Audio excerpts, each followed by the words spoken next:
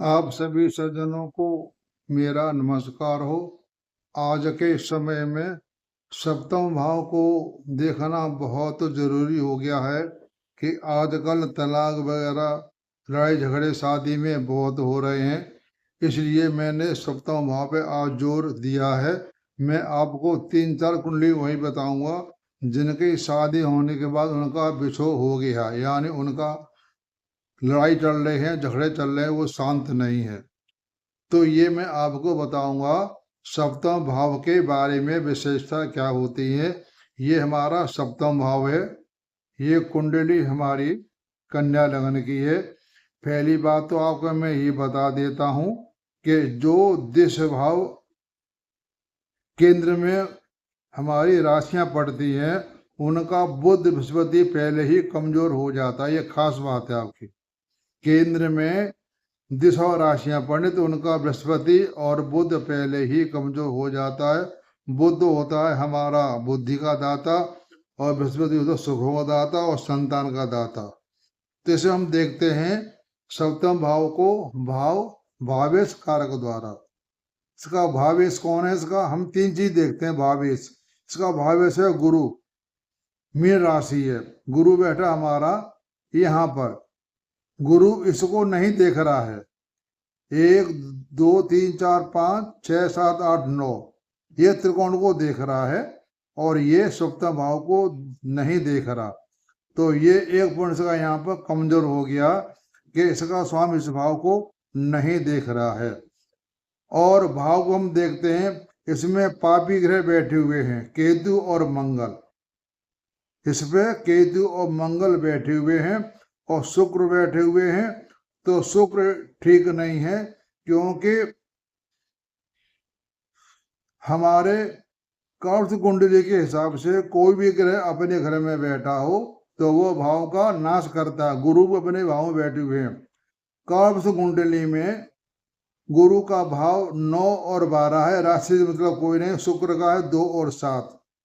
तो यहाँ शुक्र बैठा हुआ है, ये भाव खराब हो गया, ये भाग्य भी खराब हो गया। और इसमें पापी ग्रह बैठे हुए हैं।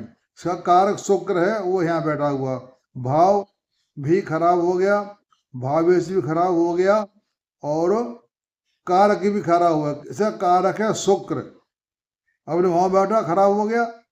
और मंगल केतु बैठा पाप ग्रह, तो खराब हो गया।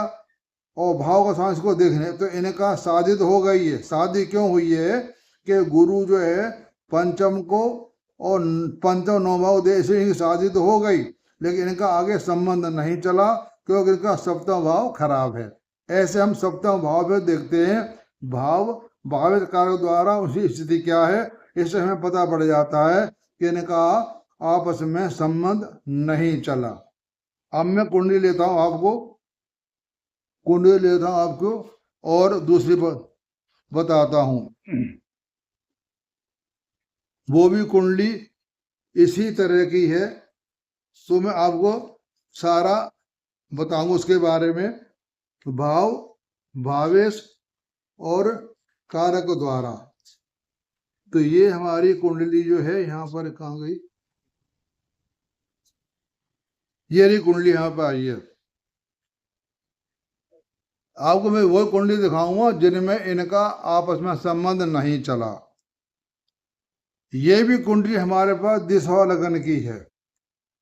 ये धनु लगन की है कुंडली और इसमें भी बुध बृहस्पति कमजोर पड़ गए। अब इसका करेंगे व्याख्या, करेंगे भाव भावेश कारक की। अब देखते हैं इसका, इसमें कोई ग्रह नहीं बैठा हुआ है और ना ही कोई ग्रह देख रहा है, लेकिन इसका बुध जो है, इसका भावेश है, बुध इसको नहीं देख रहा, तो इस घर का कमजोर हो गया। और इसका जो कारक है शुक्र, शुक्र जो कारक है हमारा है, वो स्वामी है 6ठे भाव का और 11 भाव का स्वामी है। शुक्र यहाँ बैठ गया। 3 6 11 में शुक्र का, शुभ ग्रह का बैठना अच्छा नहीं होता है और इसको कोई ग्रह नहीं देख रहा है। और इसका भाव भी खराब, भावेश जो इसका बुध है वो बुध बैठा हुआ है यहाँ चौथे घर में, और बुध के साथ राहु बैठा हुआ है, और बुध जो हमारा स्वामी है यहाँ का, तो ये पापी ग्रह के पक्ष में आ गया बुध, तो इनका बुद्धि भी खराब हो गया। और कारक जो हमारा है शुक्र, वो छठे भाव का और 11 भाव का स्वामी है, ये भी खराब हो गया। इनका अभी तक दोनों का केस चल रहा है, इनका अभी तक केस का निपटारा नहीं हुआ है। यानी ऐसे हम सप्तम भाव भावेश कारक द्वारा इनके बारे में पता करते हैं इनकी स्थिति कैसी क्या है। अब मैं आपको एक कुंडली और दिखा रहा हूं, वो हमारे पास ये रही, ये कुंडली है। अब देखो कमाल की बात, ये भी कुंडली दिशा लगनी कुंडली है। दिशा कुंडली को बड़े ध्यान से देखना चाहिए। ये भी धनु लगनी कुंडली है, और इसका हम देखते हैं भाव भावेश कारक। भाव देखते हैं इसमें हम, तो इसमें दृष्टि किसकी है? 1 2 3 4 5 6, 1 2 3 4 5 6 7 8 9, इसमें दृष्टि गुरु के है, तो गुरु ने इसकी शादी तो करवा दी, गुरु जो है इसकी शादी करवा दी। अब इसका जो कारक है शुक्र, वो शुक्र बैठा हुआ मारक भाव में, ये 2 और 7 तक मारक भाव है, ये मारक भाव में बैठा हुआ है शुक्र। और इसमें इसका जो स्वामी बुध है वो इसको नहीं देख रहा है, मतलब ये इसमें सब दृष्टि गुरु के, उसने शादी करवा दी, और बुध कारक इसको नहीं देख रहा, और भाव भावेश कारक ये तीनों यहाँ खराब हो गए। इनका अभी तक केस चल रहा है, इनका अब आगे क्या होगा ये तो भगवान ही जाने, इनकी स्थिति खराब हो गई। तो मैंने आपको ये 3 कुंडली के बारे में बता दिया कि इनका हमने सप्तम भाव देखना होता है, भाव भावेश और कारक उनकी स्थिति क्या है, तभी हम उसके पता लगा सकते हैं।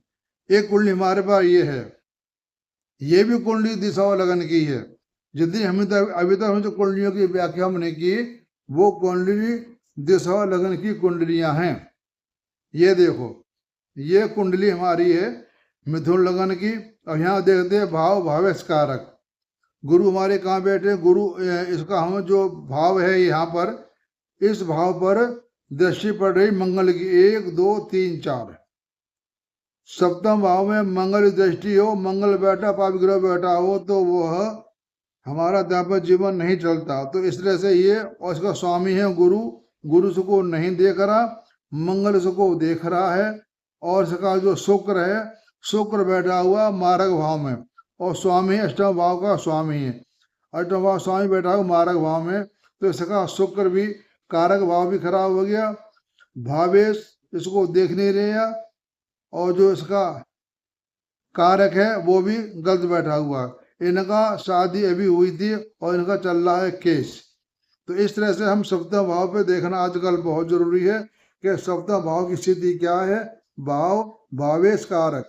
मैं आपको एक बात बता देता हूँ, किसी भी भाव के बारे में आपने देखना हो तो भाव भावेश कारक लगा के देख लें, उनमें 2 की स्थिति जिस तरफ जाती है वैसा ही काम होना। यहाँ तो तीनों बातें नहीं मिली, न भाव मिल रहा, न भावेश और ना ही कारक। फिर हम सुख देख लें कि अपना इसका सुख अपना 1 2 3 का मंगल बैठा हुआ है, और पत्नी का सुख वो सुख कोई मंगल देख रहा है, न अपना सुख में है जीवन में वास्तविक में, और ना ही पत्नी का सुख है।